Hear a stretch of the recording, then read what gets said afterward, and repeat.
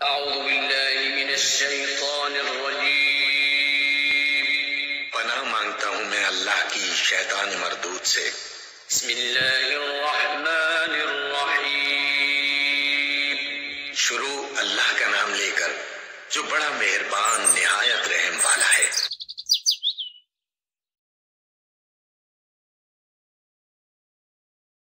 دین کی خاطر سختیوں کا برداشت کرنا اور تکالیف و مشقت کا جھیلنا۔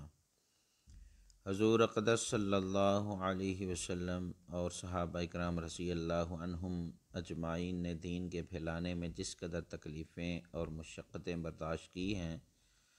ان کا برداشت کرنا تو درکنار، اس کا ارادہ کرنا بھی ہم جیسے نالائقوں سے دشوار ہے۔ تاریخ کی کتابیں ان واقعات سے بری ہوئی ہیں، مگر ان پر عمل کرنا تو علیحدہ رہا، ہم ان کے معلوم کرنے کی بھی تکلیف نہیں کرتے۔ اس باب میں چند قصوں کو نمونہ کے طور پر ذکر کرنا ہے۔ ان میں سب سے پہلے خود حضور اکرم صلی اللہ علیہ وسلم کا ایک قصہ سے ابتدا کرتا ہوں کہ حضور صلی اللہ علیہ وسلم کا ذکر برکت کا ذریعہ ہے۔ حضور اکرم صلی اللہ علیہ وسلم کے طائف کے سفر کا قصہ۔ نبوت مل جانے کے بعد 9 برس تک نبی اکرم صلی اللہ علیہ وسلم مکہ مکرمہ میں تبلیغ فرماتے رہے اور قوم کی ہدایت اور اصلاح کی کوشش فرماتے رہے، لیکن تھوڑی سی جماعت کے سوا جو مسلمان ہو گئی تھی اور تھوڑے سے ایسے لوگوں کے علاوہ جو باوجود مسلمان ہونے کے آپ علیہ الصلاۃ والسلام کی مدد کرتے تھے، اکثر کفار مکہ آپ اور آپ صلی اللہ علیہ وسلم کے صحابہ رضی اللہ عنہم کو ہر طرح کی تکلیفیں پہنچاتے تھے، مذاق اڑاتے تھے اور جو ہو سکتا تھا اس سے درگزر نہ کرتے تھے۔ حضور صلی اللہ علیہ وسلم کے چچا ابو طالب بھی انہی نیک دل لوگوں میں سے تھے جو باوجود مسلمان نہ ہونے کے حضور صلی اللہ علیہ وسلم کی ہر قسم کی مدد فرماتے تھے۔ 10ویں سال میں جب ابو طالب کا بھی انتقال ہو گیا تو کافروں کو اور بھی ہر طرح کھلے مہار اسلام سے روکنے اور مسلمانوں کو تکلیف پہنچانے کا موقع ملا۔ حضور اقدس صلی اللہ علیہ وسلم اس خیال سے طائف تشریف لے گئے کہ وہاں قبیلہ ثقیف کی بڑی جماعت ہے، اگر وہ قبیلہ مسلمان ہو جائے تو مسلمانوں کو ان تکلیفوں سے نجات ملے اور دین کے پھیلنے کی بنیاد پڑ جائے۔ وہاں پہنچ کر قبیلہ کے 3 سرداروں سے جو بڑے درجے کے سمجھے جاتے تھے گفتگو فرمائی اور اللہ کے دین کی طرف بلایا اور اللہ کے رسول یعنی اپنی مدد کی طرف متوجہ کیا، مگر ان لوگوں نے بجائے اس کے کہ دین کی بات کو قبول کرتے یا کم از کم عرب کی مشہور مہمان نوازی کے لحاظ سے ایک نوآورد مسلمان کی خاطر مدارت کرتے، صاف جواب دے دیا اور نہایت بے رخی اور بد اخلاقی سے پیش آئے۔ ان لوگوں نے یہ بھی گوارا نہ کیا کہ آپ صلی اللہ علیہ وسلم یہاں قیام فرما لیں۔ جن لوگوں کو سردار سمجھ کر بات کی تھی کہ وہ شریف ہوں گے اور مہذب گفتگو کریں گے، ان میں سے ایک شخص بولا کہ ہو آپ ہی کو اللہ نے نبی بنا کر بھیجا ہے۔ دوسرا بولا کہ اللہ کو تمہارے سوا کوئی اور ملتا ہی نہیں تھا جس کو رسول بنا کر بھیجتے۔ تیسرے نے کہا میں تو اس سے بات کرنا نہیں چاہتا، اس لیے کہ اگر تو واقعی نبی ہے جیسا کہ دعویٰ ہے تو تیری بات سے انکار کر دینا مصیبت سے خالی نہیں، اور اگر جھوٹ ہے تو میں ایسے شخص سے بات کرنا نہیں چاہتا۔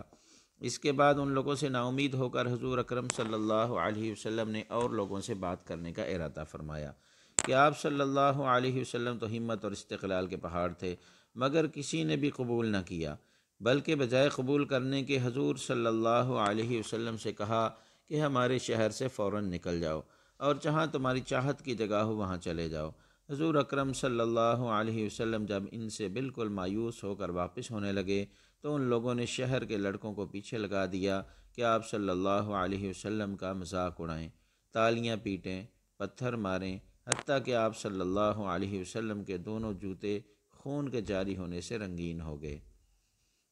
حضور اقدس صلی اللہ علیہ وسلم اسی حالت میں واپس ہوئے۔ جب راستہ میں ایک جگہ ان شریروں سے اطمینان ہوا تو حضور صلی اللہ علیہ وسلم نے یہ دعا مانگی، اے اللہ تجھی سے شکایت کرتا ہوں میں اپنی کمزوری اور بے کسی کی اور لوگوں میں ذلت اور رسوائی کی۔ اے ارحم الراحمین تو ہی ضعفاء کا رب ہے اور تو ہی میرا پروردگار ہے، تو مجھے کس کے حوالے کرتا ہے؟ کسی اجنبی بیگانہ کے جو مجھے دیکھ کر تو شروع ہوتا ہے اور منہ چڑھاتا ہے، یا کہ کسی دشمن کے جس کو تو نے مجھ پر قابو دے دیا؟ اے اللہ اگر تم اس سے ناراض نہیں ہے تو مجھے کسی کی بھی پرواہ نہیں ہے، تیری حفاظت میرے لیے کافی ہے، میں تیرے چہرہ کے اس نور کے طفیل جس سے تمام اندھیریاں روشن ہو گئیں اور جس سے دنیا اور آخرت کے سارے کام درست ہو جاتے ہیں، اس بات سے پناہ مانگتا ہوں کہ مجھ پر تیرا غصہ ہو یا تو مجھ سے ناراض ہو۔ تیری ناراضگی کا اس وقت تک دور کرنا ضروری ہے جب تک تو راضی نہ ہو جائے، نہ تیرے سوا کوئی طاقت ہے نہ قوت۔ مالک الملک کی شان قہاری کو اس پر جوش آنا ہی تھا کہ حضرت جبرائیل علیہ السلام نے آ کر سلام عرض کیا اور عرض کیا کہ اللہ تعالیٰ نے آپ کی قوم کی وہ گفتگو جو آپ سے ہوئی سنی اور ان کے جوابات سنے، اور ایک فرشتہ کو جس کے متعلق پہاڑوں کی خدمت ہے آپ صلی اللہ علیہ وسلم کے پاس بھیجا ہے، آپ جو چاہیں اس کو حکم فرمائیں۔ اس کے بعد اس فرشتہ نے سلام کیا اور عرض کیا جو ارشاد ہو میں اس کی تعمیل کروں، اگر ارشاد ہو تو